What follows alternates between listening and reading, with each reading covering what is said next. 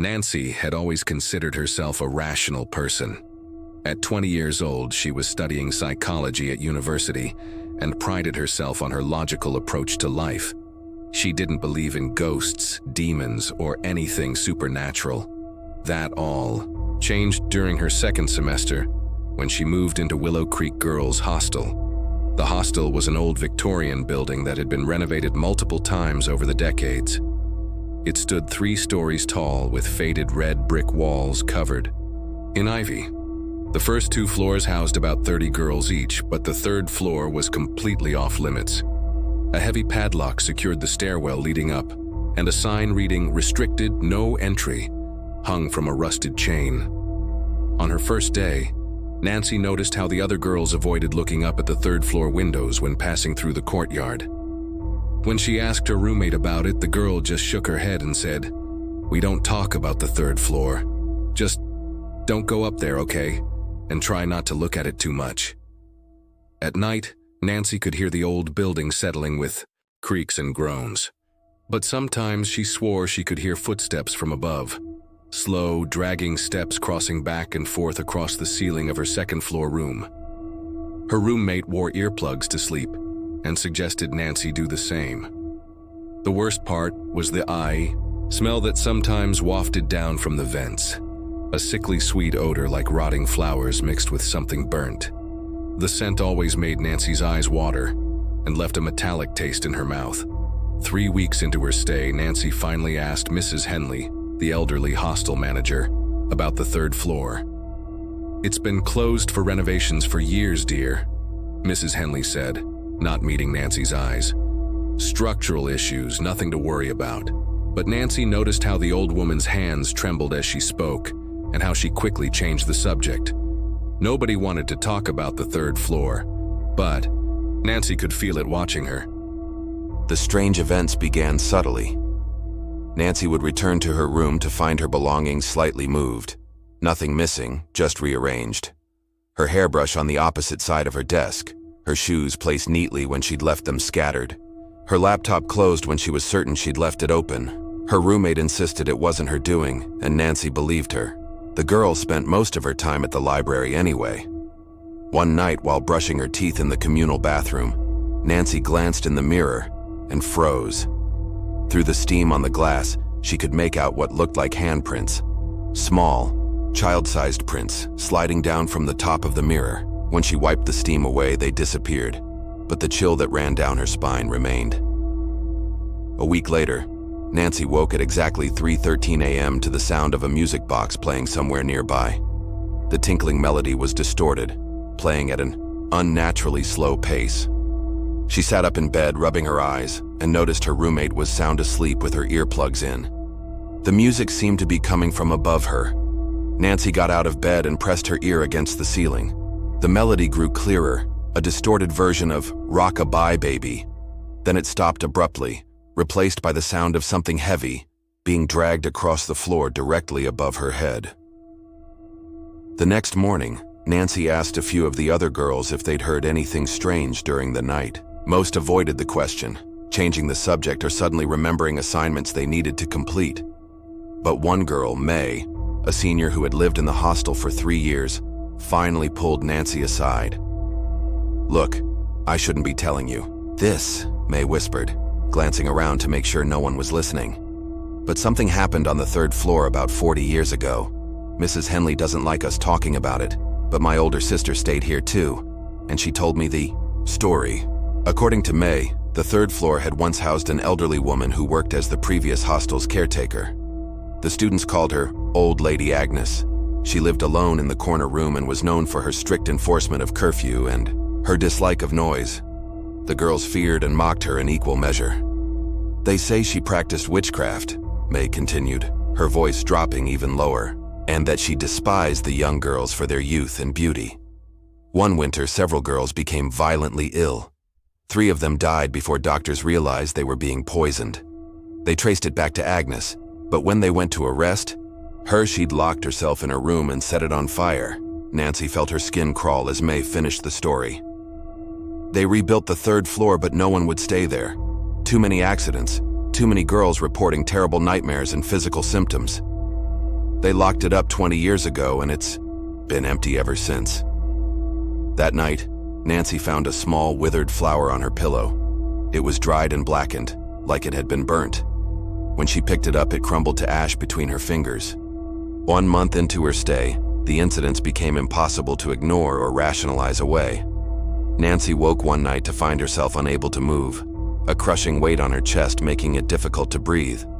Through her half-open eyes, she could make out a shadow looming over her bed, tall and unnaturally thin, with what looked like wisps of white hair floating around a gaunt face. The figure leaned closer, bringing with it the overwhelming smell of burnt flowers and rot. Nancy tried to scream but couldn't make a sound. Just as the pressure on her chest became unbearable, her roommate turned over in her sleep, mumbling something. The dark figure straightened suddenly and retreated into the shadows. Nancy gasped for air as the weight lifted, but when she turned, on her lamp, the room was empty.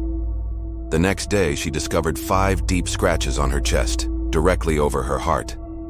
Nancy tried to request a room change, but Mrs. Henley insisted there were no vacancies. She considered moving out entirely, but her scholarship covered only on-campus housing, and she couldn't afford an apartment in the city. Things escalated quickly after that.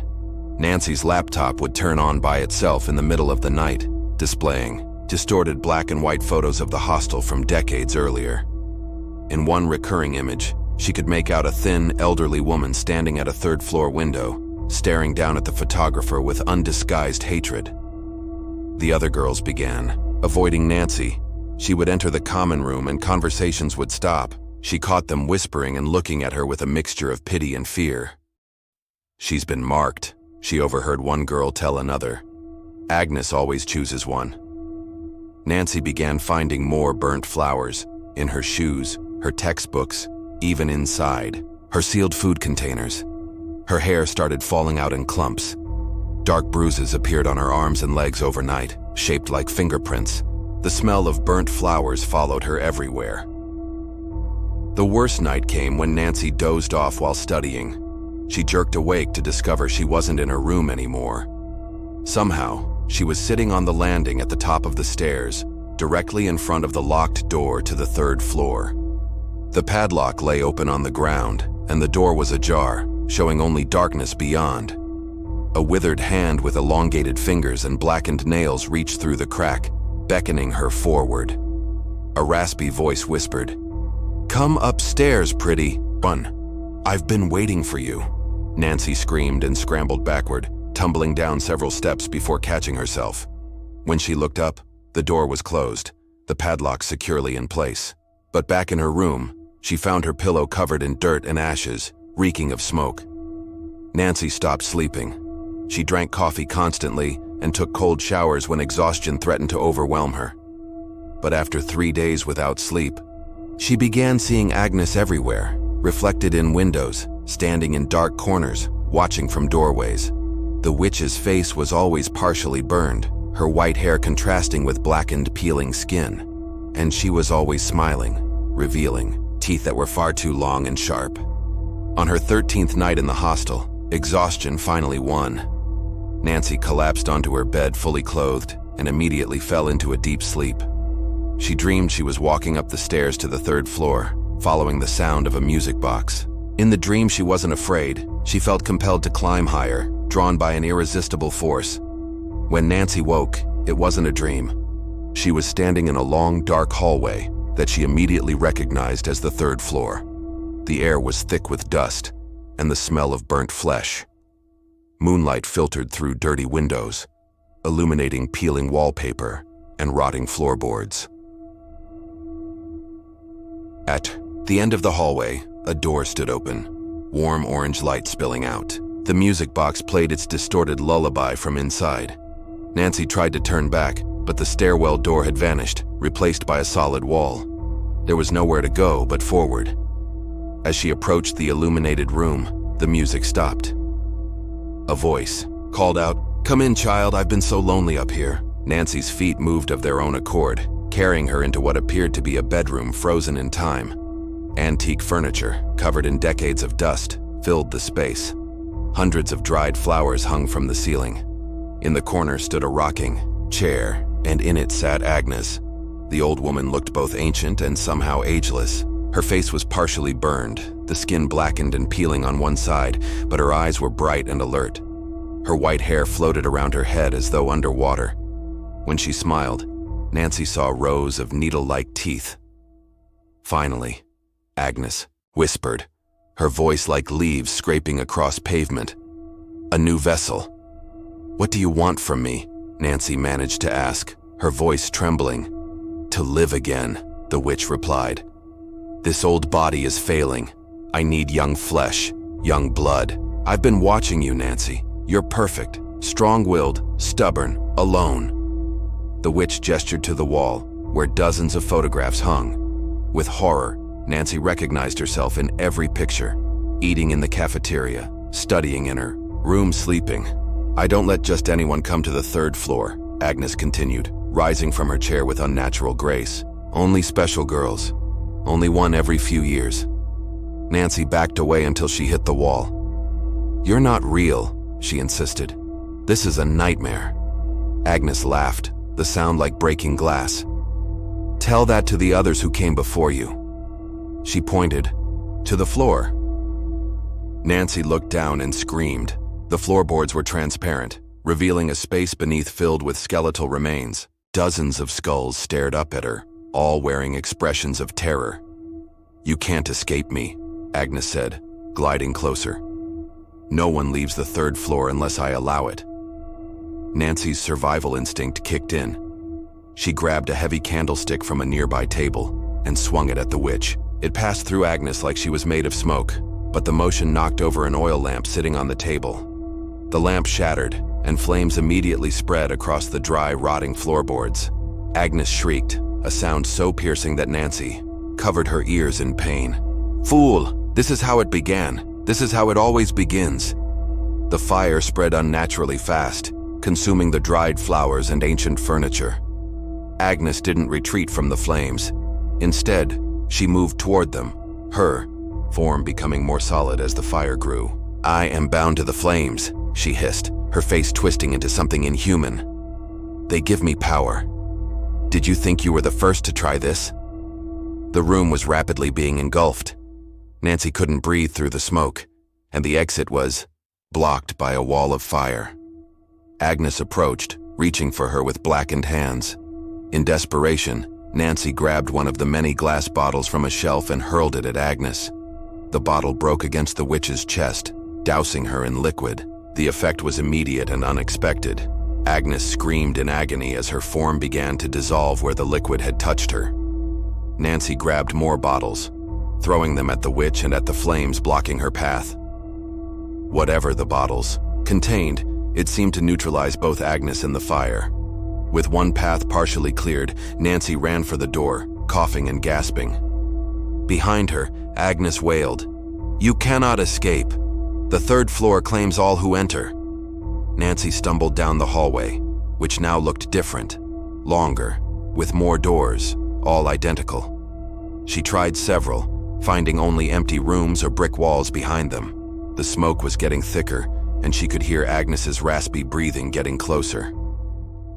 Finally, Nancy spotted a door that looked different from the others, older, with a tarnished brass knob. She yanked it open and found the stairwell beyond. Without hesitation, she plunged down the steps, the door slamming shut behind her. She didn't stop running until she reached the ground floor, where she collided with Mrs. Henley. "My God, girl, where have you been?" the manager exclaimed, steadying her. "You're covered in soot." "The third floor," Nancy gasped. "Agnes, she's real. There's a fire." Mrs. Henley's face went pale. "That's impossible. The door is locked." She followed Nancy to the stairwell, where they found the door to the third floor still secured with its heavy padlock, showing no signs of tampering or fire damage. "But I was just there," Nancy insisted, showing Mrs. Henley the burns on her hands and the soot covering her clothes. The old woman stared at her for a long moment before speaking quietly. "Come to my office. There's something you need to know." In Mrs. Henley's office, Nancy learned the full truth. Agnes Blackwood hadn't just been a caretaker. She had owned the building when it was a boarding house in the 1940s. She had indeed practiced dark magic, using it to drain the youth and vitality from the young women who stayed there to extend her own life.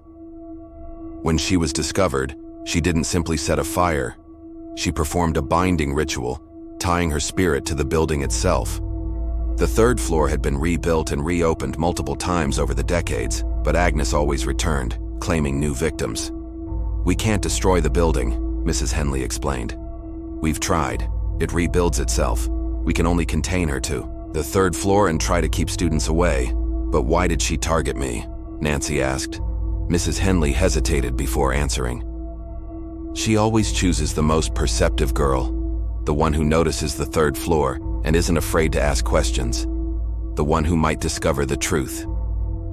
Nancy spent that night in Mrs. Henley's office, too terrified to return to her room. In the morning, arrangements were made for her to move to different housing. As she packed her belongings, her roommate finally spoke openly. "You're lucky," the girl whispered. The last girl who caught Agnes's attention disappeared completely. They found only ashes in her bed. As Nancy left Willow Creek Hostel for the last time, she glanced up at the third floor. In the window of the corner room, she saw Agnes watching her, those unnaturally long fingers pressed against the glass. The witch's burnt lips moved, forming words Nancy could somehow hear in her mind. "You'll be back, Nancy. No one escapes me forever." 3 years later, Nancy had nearly convinced herself that the entire experience had been a stress-induced hallucination. She had transferred to a different university in another city and never spoke about what happened at Willow Creek. Then one morning, she woke to a familiar scent in her apartment, burnt flowers and rot. On her pillow lay a small blackened, dried flower. That same day, she received an email notification about the death of Mrs. Henley. The message included a news article about a fire that had broken out in the hostel manager's office. The article mentioned that while investigating the cause of the fire, authorities had discovered human remains hidden within the walls of the third floor, remains dating back decades. The final line of the email wasn't from the news article. It simply read, "The third floor needs a new caretaker now. She's chosen you, Nancy." That night, Nancy bolted her doors and windows, but she already knew it wouldn't matter. As she sat wide awake in her living room, she heard it, the faint sound of a music box playing Rockabye Baby, coming from somewhere inside her apartment. And beneath that, the slow, dragging footsteps of someone approaching from a hallway that hadn't been there before.